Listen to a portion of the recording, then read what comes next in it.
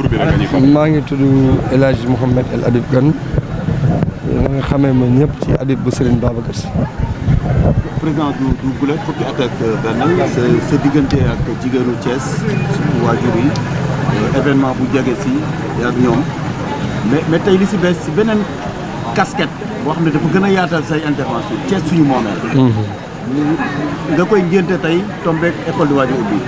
voilà ban sens ngay jox cérémonie ren bi. waaw ngénte bi du tax mu am sens kii ñu doon ngénte jot mbooloo mi fi toogoon ak ñi fi nekku te dëkk ci biir dëkk bi ñooy ay waajur muy Thiès suñu moomeel suñ nee Thiès suñu moomeel Thiès waay la ñu waxal kon suñ ko ngéntee rek ba mbooloo mi ñëw ñëpp toog ñu apprécier ko parce que je pense que ne tur bi tey ku ne gis na sa bopp. école bu ubbi wax nga ne beneen coono mooy tegu si waajur yi rawatina jigéen ñi tey comme ni nga ko daan def yow gëm nga ne dan la jox pour nga jox. comprendre nga sa diggante ak sëñ Babacar radiyallahu anhu yàgg nga ko wax kenn dootu si am looy natable. mais Habib Kane gis nañ ne quand même au delà méttitu jamono. jigéen ñi sonn nañ kër yi tey ji lan mooy message bi ak fan nga fas yéene jëm ak ñii ànd ak yow. waaw message bi moom li may njëkk a def appel rek pour diminuer si nga xamante ni tey moo nekk ci kaw askan bi di ay jafe-jafe damay njëkk a fëgg ci bopp koñ yi nga xamante ni yaa ay des personnes yoo xam ne tey suñu borom suturaan la leen parce que kii nga dëkkal rek nga mën a dimbali parce que ki nga dëkkal mooy sa mbokk mais ñàkkul umpul kenn ku ci nekk ci ñun gox bi ñu nekk muy Thiès mu am 56 quartiers xaw ma 59 quartiers du moins ku ci nekk quartier bu ci ne boo ko limee am na benn nit koo xamante ne suñu borom séddale na ko loo xam ne mën na cee dundal ci doomu aadama yi te du ko yàqal dara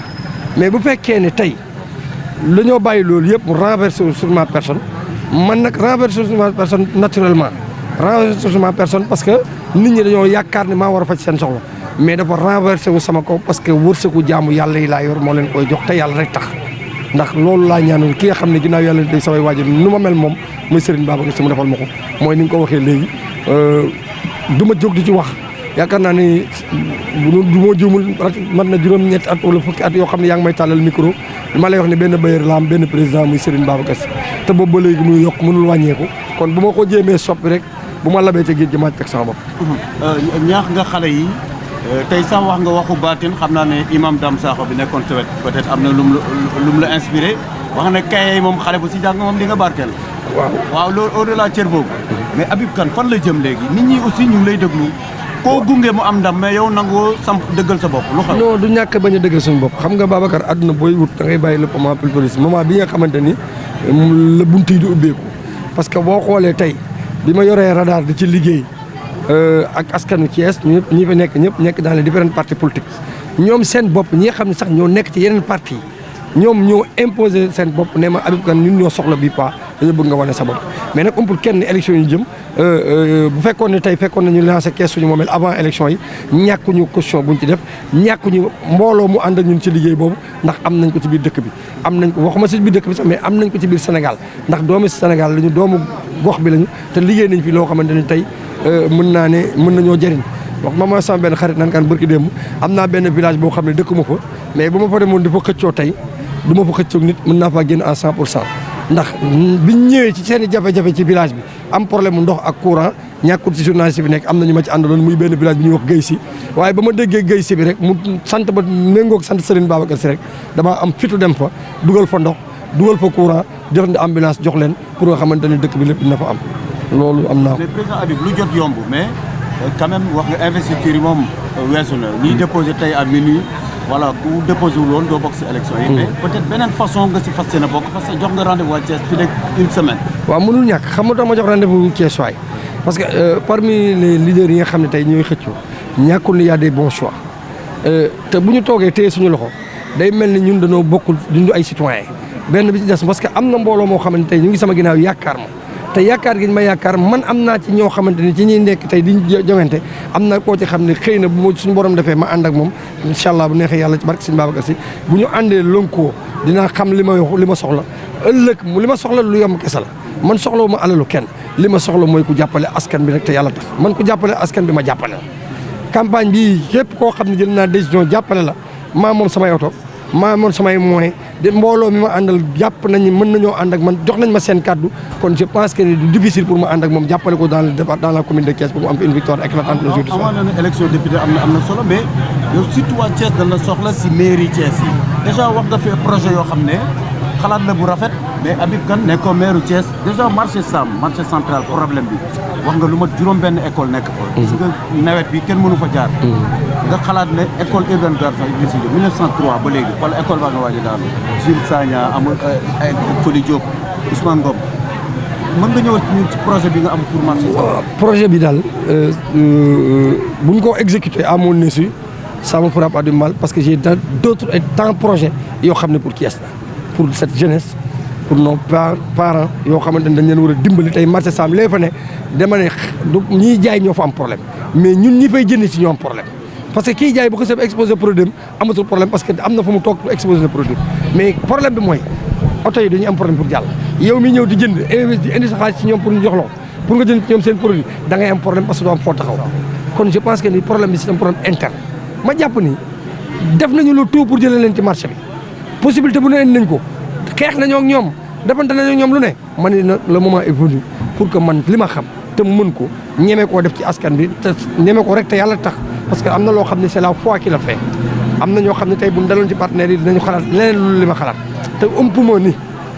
xam naa ni ñàkkul ni am na ñoo xam ne amoon nañu possibilité am ay partenaires yu ko defar mais seen xel nekkul woon ci loolu ñi nga nekkoon seen i intérêt personnel mais man mon intérêt c'est général parce que kii sama ñor ma bëggu tey école yooyu nga xam ne ñu ngi fa nekk muy 3CM ak 2 primaires yi boo ko boolee ña fay jàngee muy xale yi fay xëy dafa jàngee ils sont dans les 3 communes ñii est lañu ñii ouest ñii nord man ni man est-ce que du ma dem gis les maires yi nga xam ne ce sont des élus ma waxtaan ci ak ñoom ñu jox ma des espaces yoo xam ne mën nañ ne au lieu ñu def école primaire dans parce que 5 écoles la te 5 yi mënu nekk dans les 3 communes il faut ñu doon un de plus benn moo xam ne day nekk équitable kenn du ëppale sa morom dans chaque commune ñu jox la ci laa dem gis Ousmane Diagne maire laa njëkk a gis mu ne ma cité Khadim cité bu bees amuma problème dama am problème foofu pour loolu mu d'accord jox ma espace boobu pour ma investir pour ñu def école primaire bi ak école CM je vais rencontrer Diakhaté le maire du Nord ñu échangé ci man ak moom mu ne ma Habib bu ñu ko amee Médina Fall ak Ngent dina baax maire ouest nag fa laa bokk du ma laaj maire bi fan lay baax parce que maa ko gën a xam fi mu gën a baax parce que ouest laa dëkk ma yaakaar naa ne foofu ma xam ne baax na tamit su ma ko waxee dina ko nangu ci laa jàpp ni waxtaan ak ñoom ba pare léegi nag defar le projet avec un ingénieur Modou Diakhaté ñu commencé ci liggéey avec des partenaires allemands ak waa Orabank le chef de zone bi fi nekk ñu waxtaan ci projet boobu commencé ci am avancement waxtaan naa ci ñëpp waxtaan ci ak le maire de ville li tax ma impliqué ci maire de ville c'est tout juste le maire de ville mais projet bi dafa am lii ci tënk yu bëri bi jiitu mooy bu ñu ko defaree ba pare xale yi fa nekk di jàng ci insécurité la ñuy jàngee parce que école yi baaxul wóorul mën na sax daanu seen kaw beneen bi ci des mooy xale yi bu ñu génnee récréation wala bu ñu nekkee ci classe yi da ngay gis ku taxaw taatu fenêtre bi di tux saxaas di ko fekk ci biir classe bi wala nga gis xale bi génn gis ay xale yoo xam ne dañuy tux mu yóbbu ko ci beneen sens boo xam ne nekkul ci moom dëgg ci moom ma jàpp ni loolu bu ñu ko defee déjà dindi nañu problème insécurité bi parce que yow ma ci ubbi CM bi ak primaire mais CM bu ñu tabax ak école primaire bu ñu taxaw dañuy def à côté benn école franco arabe boo xamante ni ñi nga xam ne bëgg nañ jàng arabe ñu fay jàng loolu dafa bokk suñu projet boole ci xale yooyu nga xam ne tey suñ demee tey doon jàngee ville daan xëy 6 heures du matin wala 7 heures embouteillage di leen téye dootu leen téye parce que maintenant ñu ngi étudier dans leur propre commune ku ci xëy di dox jàngi da ngay dox boo doxee di nga am jàmm sa papa bu doon joxe 1000 francs transport pour nga dem 1000 francs yi mën na delluwaat ci biir kër gi pour nga xamante ni mën na nekk ci dépense quotidienne bi dans la maison parce que pour kenn ni li may wax sànq jigéen ñi mooy que ni d'ici le 15 octobre kër yu bëri nañu commencé yëngatu mais nag boo leen ñaaxee yaakaar naa ne ñaax nañ leen ci biir salle bi waxtaan nañoo ñoom pour ñu préparer wu en conséquence te xam ne ku sa jëkkër doon jox 3000 le 15 3000 du doy 6000 ngay xaar wala 7000 mais ndax mën na ko ndax dina mën sax 3000 yi nga xool ban réaction ngay am ba nga xamante ne bu ëllëgee di nga ne ah Habib Kane bañ toogee ci salle bi dalaloon na suñu xel ci lii ak ci lii je pense que ni loolu am solo la. bu ko defee école yooyu tey kon ni nga koy laajee rek dama koy tëj mooy ci école yooyu la ñu calculer tey jël ci ñaar def ko benn bi marché poisson def ci benn plateau R+2 boo xam day nekk marché de légumes bu ko defee jaaykatu légumes parce que jaaykatu légumes plateau lañ soxla boo xam day aéré parce que seen légumes di soxla air jaaykatu yi ñooy soxla cantine yi peut-être wala ñu defal leen ay standing yu ndaw je pense que ni loolu projet bi loolu la wax léegi nag xaaruñ ci kenn waxtaan nañ ci autorités yi nga xam ne ñoom les autorités locales et maintenant il reste à voir le préfet et le gouverneur dañ doon xaar de projet bi yëpp pare ñu dem doxee documents yi jox benn bi préfet jox benn bi gouverneur jox benn bi ci des le ministre de l'urbanisme jox bi ci des le ministre des finances jox bi ci des aussi le premier ministre du Sénégal monsieur Ousmane Sonko. président bu ñu xaymaa saag yi ñaa ngi joxe ak ñaata la pas xaalis mais saag yi ak ñaata. waaw xam nga man j'ai pratiquement plus de 400 et quelques groupements d'habitude les groupements sont composés de 10 personnes finalement su ñu ñëwee groupement bu ci nekk les 10 personnes la ñuy doté kon boo calculer tu te retrouves à 4000 personnes pratiquement. voilà 4000 kits 4000 kits yi mooy ñi nga xam ne mooy dugg ci biir ñi nga xam ñoo bokk ci biir mouvement bi mais en dehors du mouvement il y a d'autres personnes yoo xam ne ils sont de radar il y a aussi des familles diminuées yoo xam ni amuñu sax possibilité sol yëre bu baax wala daal lu baax bay ñëw mooy li xale bi wax sànq ngeen dégg ko ay jongante la ak yeneen yoo xam ne ñu ngi sama kanam taxaw di wax xaar moo war a si yokkalante ak ñoom. waaw xam nga boo joxe ay wërsëgu jàmbur nga seen coono gi ñuy daj pour jël ko ak yow coono di nga ciy daj maanaam bu dee nit dëgg nga tu peux pas mënoo garder sa bopp noonu. doo xoolee loolu moom moo ma xaw a touché émotion boobu moo ma touché parce que dama wax souvent que ni man mes actes su ma koy def man maay déchargé maay chargé parce que loolu moo ci sama fay. vraiment loolu mënu ma ko mën. président message bi ngay lancé ku nekk ay ne saak pour jàng taxaw ci sa réew ñu gis ndaw ñi nga xam ne ñi ngi jaar ci gaal yi di ñàkk seen bakkan ban message nga ciy lancé. waaw Assane loolu trouvé nañ ci un projet mooy li ma la wax déjà la majeure partie de la jeunesse xam nga tey marché Sam boo yee ngay seen i pay jaay tant embouteillage baa ngi am ñuy am ay revenu ba dem ba cotiser benn 150 000 ou 200 000 li ñuy calculer mooy au lieu 200 000 bi ñu toogaat foofu pour def ko 1 million dañ naan nañ jël gaal gi dem parce que les conditions ne sont pas réunies beneen bi ci des muy le problème d'inondation à Thiès bi nga xam ne mën na régler le problème de la jeunesse à Thiès parce que bassin de rotation bu Kisane boobu j'insiste et di ci persiste que ni nos autorités nañu jubal ci bassin boobu parce que tey bassin de rotation boobu li ci ginnaawam c'est 10 000 hectares 10 000 hectares yooyu tey bu ñu ko ubbi woon def ci micro comment dirais-je encore projet agroforestier wala ay micro jardinage je pense que ni dina régler mais problème bi yëpp xam nga lan la parce que dañoo tàmm Sénégal yi dañuy tàmm dem bitim réew dégg euro dégg dollar surtout ma jeunesse bi loolu moo la ñu impliqué wu euro dollar daf leen a jaral lu ne mais tey ce projet là bi may wax ni dans l'agriculture ou bien dans l'agroforestier suñ ko impliqué woon def ko ci biir askan bi woo jeunesse bi jeunesse boo xale boo ci woo tey ne ko dinaa la fay 300 euros c'est 250 000 254 000 environ xale boo fi jox 300 euros bu wàccee li muy njëkk a def bu ñëwee day gis benn copain ne ko may grand man fay ma nekk ay euros la ñuy fay c'est-à-dire lu mu euro ak lu mu dollar cause problème. moo tax booy di jël gaal gi. cause problème comment la wax kon ça cause problème il faut que ñu dem ci orientation boobu problème boobu dañ ñu mën a demaat ci leneen loolu mënul ñàkk. mais est-ce que jotul kon ñu créé suñu euro sénégalais. non xam nga boo ko créé tamit boo ko xoolee créé tamit ni muy commercialisation mooy problème bi foofu la problème bi ne mais problème bi mooy mën nañ ko Babacar micro agroforestier bi bu ci xale yi liggéey je te jure laa la wax comme je l'ai dit tout à l'heure saalu Sams rek tu peux utiliser minimum 50 jeunes salle bi ni mu toll noonu 50 jeunes yoo xam ne ku ci ne ci microjardinage la liggéey ci li mu liggéey ci microjardinage revenu bi mën na nekk 1 million par mois ñoom ñëpp ku la ci liggéeyal 1 million par mois nga génne ci 250 000 francs fay ko kooku dina demati même s'ils n'ont pas les moyens ces jeunes Jakarta là donc on parle du matin au soir journée 2500 la ñuy daw mais tey boo jëloon àll bee may wax 10 hectares yi nga jël ko ubbi yokk bassin de rotation bi ñu liggéey dans l'agroforestier ku ci nekk ci Jakartaam nga ni ko ñaata gars yi mun la 2500 nga ni ko dinaa la fay journée 5000 francs del xëy Kisane doo dem liggéey et les projets sont là loolu rek la ñuy ñaan suñu borom. projet yi maanaam mën nañ koo dëkkal ndax gis nañu fu mu toll nii ay xonk nopp ci wetam ci kaw taabal bi kon mën nañu jàpp ni projet yi taxaw. non loolu bu ci am xel ñaar Assane man du ma wax lu ma gëmul parce que lépp lu may wax rek natt naa ko ci sama bopp Serigne Babacar si nga xam ne ginnaaw yàlla yonent moom laa yaakaar te Serigne Babacar dinañu gunge ci projet bi. mais dans une semaine ban jour la. waaw d'ici dimanche prochain dans une semaine on peut pas dépasser le dimanche bu neexee yàlla ak yonent bi incha allah dimanche prochain ñun dinañu prononcé wu sur notre candidature ki ñuy accompagner dinañu prononcé wu du ñu yem ci prononcé wu mais bu ñu génnee dinañu xam ne ñëpp génn nañu parce que c'est Thiès qui va faire une campagne te Thiès bu génnee pour def campagne ko fort. Edouard Latouf, membre de Thiès Suñu Moomel et de Radar. Voilà, Edouard Latouf. Je crois qu'on est déjà, jour pour jour, dans ce même lieu. Nous lancions le président Habib Kane lancé déjà le concept du cadre de concertation pour le développement de Thiès. Je crois que 11 ans après, on se rend compte que l'histoire lui a donné raison. Parce que son engagement pour Thiès, il fallait, dans un premier temps, lancer une invite à l'adresse de tous les acteurs politiques à Thiès, pour les inviter à mettre Thiès au cœur de leurs préoccupations. Je pense qu'aujourd'hui, Thiès Suñu Moomel est devenu une force populaire. Comme le disait l'autre, quand les idées pénètrent les masses, elle devient une force populaire. Aujourd'hui, la mobilisation qu'on a constatée dans cette salle-là, la mobilisation spontanée, la réaction des jeunes, des femmes, des personnes du troisième âge, montre à suffisance que Thiès Suñu Moomel, les Thiessois sont appropriés de ce concept-là. Tradition respectée, veille de rentrée scolaire. Absolument. Je crois que, je lui ai dit tout à l'heure que le président Habib Kane, ce n'est pas l'homme des grands événements, mais c'est l'homme des grandes dates. Ce n'est pas un homme politique qui n'apparaît qu'en période de campagne électorale et qui disparaît. Voilà. Malgré les changements politiques qui sont intervenus, vous avez vu le même acteur politique qui est resté là, constant dans sa démarche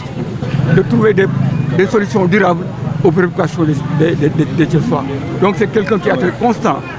dans cette dynamique-là. Aujourd'hui, ce qui se passe à travers le pays, et ce qui se passe à travers ne le laisse pas indifférent. Nous sommes dans un contexte électoral qui constitue un enjeu plus que stratégique. Je pense que, comme il allait dire, dans les prochains jours, Thiès Suñu Moomel qui met Thiès toujours au centre de ses préoccupations, va dégager une position par rapport à la question des législatives. Vous allez participer à ces législatives, mais de façon indirecte alors? Non, absolument. C'est-à-dire qu'en vérité, il y a des changements qui sont intervenus au niveau national. Mais le plus important par rapport à l'idée de Thiès Suñu Moomel, c'est que les acteurs politiques, même ceux qui sont au niveau national, comprennent que Thiès, il y a un changement de paradigme. Le développement local, d'abord, parce que lui, c'est quelqu'un qui met son curseur sur le développement local. Il faudrait que Thiès, en tout cas, puisse avoir sa place, la place qui est la sienne, dans le landerneau politique national. Et pour cela, il faut que Thiès puisse faire les meilleurs choix pour ces législatures-là. Ça sera un signal extrêmement éloquent, fort, à l'adresse des mais déjà, trois fils de Thiès figurent dans l'attelage gouvernemental avec des postes stratégiques, forces armées, mines, pétrole, justice. Oui. Est-ce suffisant? Non, Thiès doit avoir sa place à l'Assemblée. Je crois que le combat de tous les jours du président Habib Kane est de travailler à un repositionnement stratégique de Thiès dans l'espace exécutif du pouvoir. Il faut saluer, et lui, il le salue. Il salue tous ceux qui ont été nommés, tous les Thiessois qui ont été nommés en postes de responsabilité. Mais ce n'est pas ça le plus important. Le plus important, c'est quoi? C'est quel sera le message? Quelle sera l'attitude? Quel sera le message éloquent que les Thiessois, au soir du 17 novembre,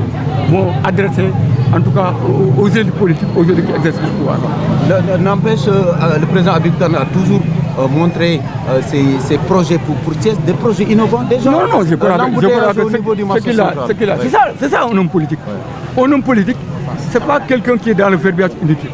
Un homme politique, c'est quelqu'un qui est détenteur d'une offre programmatique. C'est un Lili au niveau de la ville, au niveau de l'Ouest. Mais les questions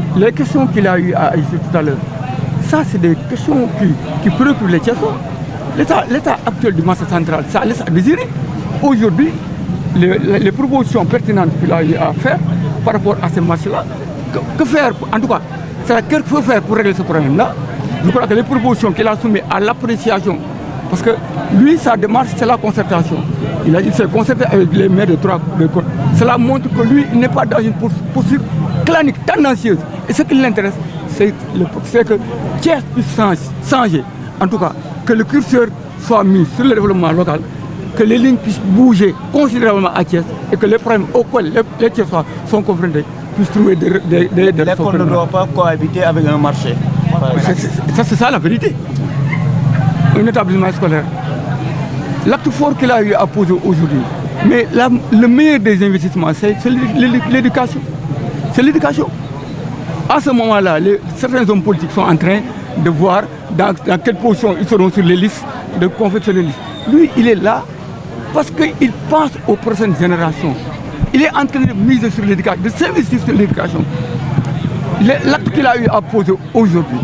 l'investissement extrêmement important, plus de 4000 kits